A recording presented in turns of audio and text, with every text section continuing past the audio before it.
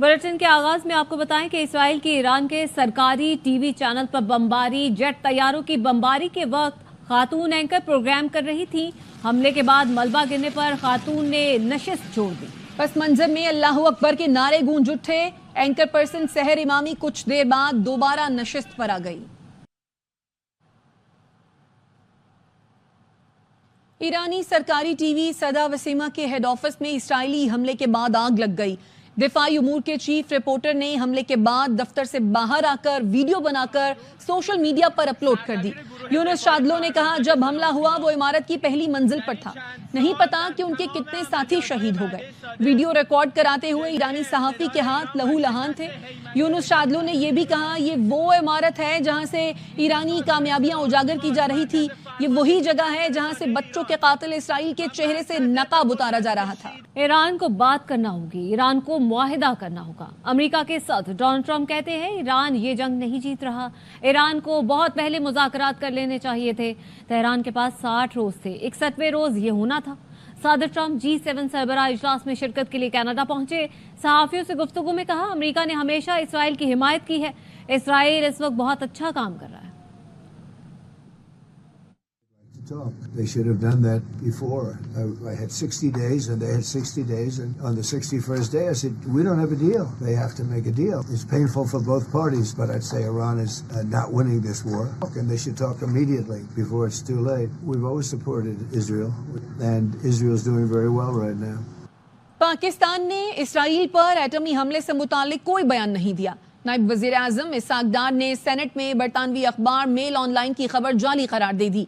Isaac डार ने कहा, यह गैर जिम्मेदाराना और झूठी खबर है। इसराइल पाकिस्तान की तरफ मैली आंख से देखने की जुर्रत नहीं कर सकता। इसराइल ने मैली आंख से देखा तो आंखें निकाल देंगे। पाकिस्तान ईंट का जवाब पत्थर से देगा। लेटेस्ट इंट्रीग हुई है सोशल मीडिया के हवाले से। ईरान के एक जनरल को कोट करके पाकिस्तान ने ये कहा है, इसराइल ने हमारे ऊपर न्यूक अटैक किया तो पाकिस्तान इसराइल के ऊपर न्यूक्लियर हमला कर देगा। गैर जिम्मेदाराना और इतने झूठी खबर है। सोशल मीडिया में चलती चलती मेल ने पिक कर ली। हमारी तरफ से कोई ना स्टेटमेंट किसी ने दी है, इसको फैब्रिकेट किया गया है। Israel dare not to look at Pakistan. Pakistan में इतनी कुव्वत है कि हम जो मैली आंख इसकी तरफ देखेगी उसकी आंख निकाल देंगे। ईंट का जवाब पत्थर से देंगे। दी armed forces are fully alert. Iran की पार्लियामेंट में शुक्रिया पाकिस्तान के नारे लग गए। अरकान पार्लियामेंट काफी देर तक तशक्कुर पाकिस्तान के नारे लगाते रहे। ईरानी सदर ने पार्लियामेंट से खिताब में कहा, पाकिस्तानी सेनेट ने ईरान के खिलाफ इसराइली इकदाम घिनौना करार दिया और ये कहा कि जहां भी हमें जरूरत पड़ेगी पाकिस्तान हमारा साथ देगा। मसूद पेज़ेश्कियान की तकरीर के दौरान अरकान पार्लियामेंट ने नारेबाजी की। دیروز در مجلس سنای پاکستان مسبب کردم که در قبال سیاست‌های زشت اسرائیل با ایرانند و در تمام جایگاه‌هایی که نیاز باشه با ما خواهند بود.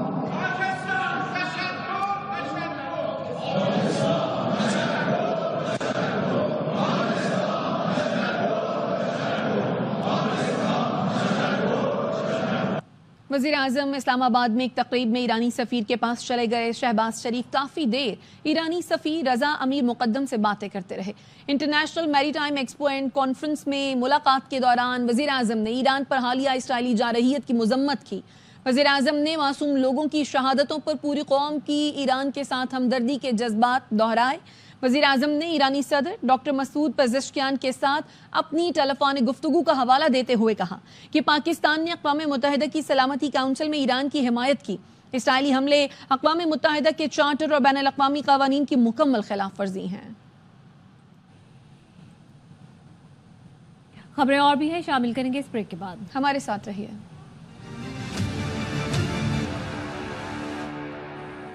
ब्रेक के बाद खुशामदीद। खबर देंगे आपको। अरब मीडिया का बताना है कि तेहरान के आज़ादी स्क्वायर के करीब धमाका सुना गया है। तेहरान के आज़ादी स्क्वायर के करीब धमाका हुआ है। ये तस्वीर इस वक्त आप देख रहे हैं। आज़ादी स्क्वायर के पस मंजर में धुआं उठता हुआ दिखाई दे रहा है।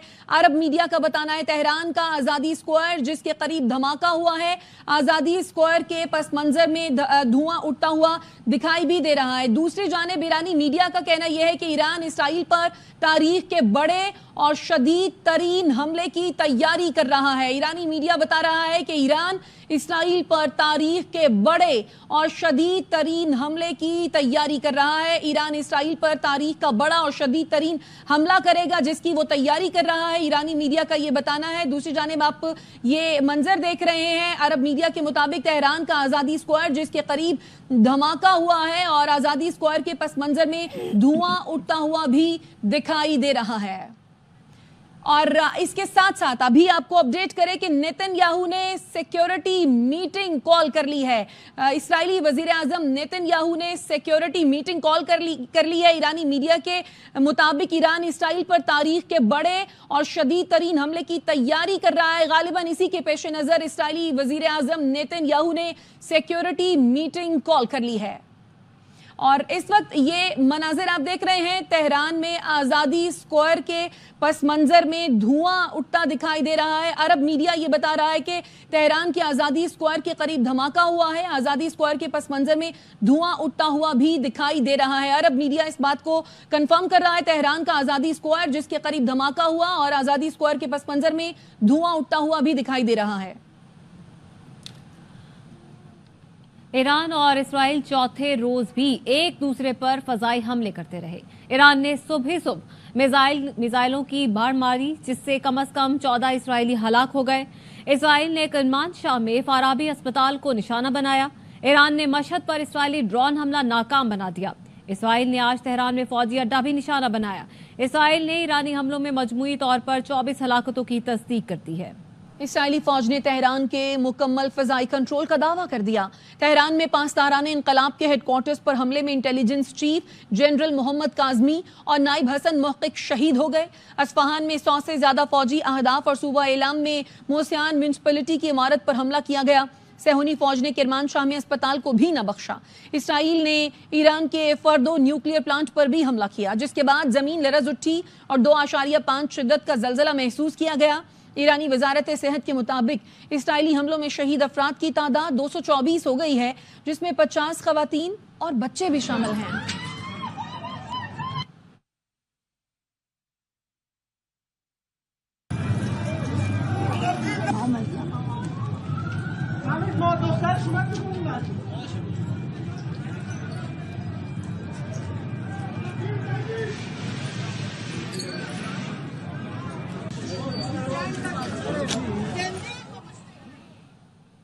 اور آپ کو بتائیں کہ اسرائیل کے تازہ حملے پر ایران کا جوابی وار۔ ایران کا اسرائیل پر نیا حملہ۔ ایران نے بڑی تعداد میں بیلسٹک میزائلوں سے اسرائیل پر حملہ کر دیا ہے۔ اسرائیل بھر میں سائرن بج اٹھے، اسرائیلی شہریوں میں خوف و ہراس پایا جاتا ہے۔ اسرائیل کے تازہ حملے کے بعد اب ایران نے جوابی وار کیا ہے۔ کچھ دیر پہلے اسرائیل نے ایران پر حملے کیے ہیں، ایک سرکاری ٹی وی چینل کو نشانہ بنایا اور اب بتائیں کہ ایران نے بھی بڑی تعداد میں بیلسٹک میزائلوں سے اسرائیل پر حملہ کر دیا ہے۔ اسرائیل بھر میں سائرن بج اٹھے اور اسرائیلی شہریوں میں خوف و ہراس بھی پایا جاتا ہے۔ ایران نے اسرائیل کی جانب مزید میزائل داغ دیے ہیں۔ اسرائیلی فوج کی جانب سے بھی یہ بتایا جا رہا ہے کہ اسرائیل کے دفاعی نظام حملے کو روکنے کے لیے کام کر رہے ہیں۔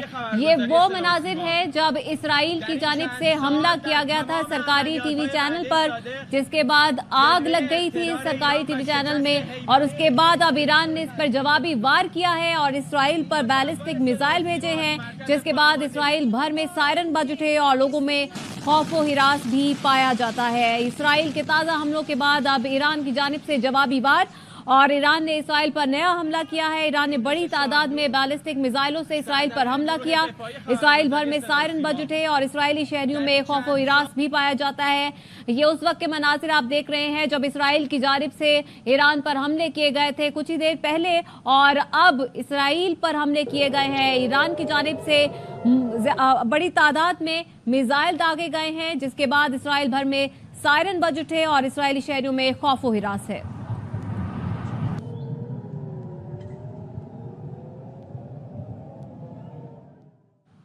ایرانی پولیس نے تہران کے قریب موساد کی ڈرون فیکٹری پکڑ لی۔ 2 اسرائیلی ایجنٹ گرفتار کر لیے. پولیس نے اسرائیلی ایجنٹوں کے قبضے سے 200 کلو بارود، 23 ڈرونز کا سامان اور دیگر آلات برآمد کیے ہیں. تسنیم نیوز نے بتایا 3 منزلہ عمارت اسرائیلی جاسوس ڈرونز کی تیاری اور دہشت گرد کارروائیوں کے لیے استعمال ہو رہی تھی. اتوار کو بھی صوبہ البرز سے موساد کے 2 جاسوس گرفتار کیے گئے تھے. ایک اسرائیلی جاسوس اسماعیل فکری کو پھانسی دے دی گئی ہے.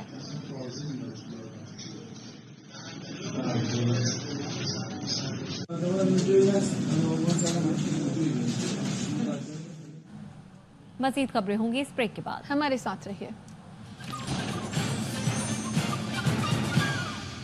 Welcome back. بڑے صوبے کا بڑا بجٹ. وزیر خزانہ مجتبیٰ شجاع الرحمان کی 2.5 گھنٹے طویل تقریر.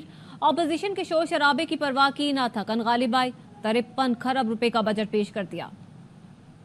گزشتہ مالی سال کی طرح یہ ٹیکس فری اور پنجاب کو جدید ترقی کی مثال بنانے کا بجٹ ہے. گریڈ 1 سے 22 تک کے صوبائی ملازمین کی تنخواہوں میں 10% جبکہ پینشن کی مد میں 5% اضافے کا فیصلہ کیا ہے. کم سے کم ماہانہ تنخواہ کو 37,000 روپے سے بڑھا کر 40,000 روپے کرنے کی تجویز بجٹ میں شامل ہے. تعلیم کے شعبے کے لیے ترقیاتی مد میں 148 ارب روپے مختص کیے گئے. ایران اسرائیل جنگ، ایرانی نوبیل انعام یافتگان اور کانز فاتح فلم سازوں کی جنگ بندی کی اپیل. سرکردہ ایرانی شخصیات نے ایران اسرائیل جنگ کے خاتمے کا مطالبہ کر دیا. ایرانی فلم سازوں نے مطالبہ کیا دونوں ملکوں کے شہریوں کی ہلاکتیں بند کی جائیں. اپیل کرنے والوں میں نوبیل انعام یافتہ شیری عبادی اور نرگس محمدی بھی شامل ہیں. کانز فلم فیسٹیول 2025 کے فاتح جعفر پناہی اور محمد رسولوف نے بھی جنگ بندی کا مطالبہ کیا ہے. اپڈیٹ کر رہے ہیں آپ کو ایران اسرائیل جنگ کے بارے میں. ایرانی نوبیل انعام یافتگان اور کانز فاتح فلم سازوں کی جنگ بندی کی اپیل. سرکردہ ایرانی شخصیات نے ایران اسرائیل جنگ کے خاتمے کا مطالبہ کیا ہے. ایرانی فلم سازوں نے مطالبہ کیا دونوں ملکوں کے شہریوں کی ہلاکتیں بند کی جائیں. اپیل کرنے والوں میں نوبیل انعام یافتہ شیری عبادی اور نرگس محمدی بھی شامل ہیں.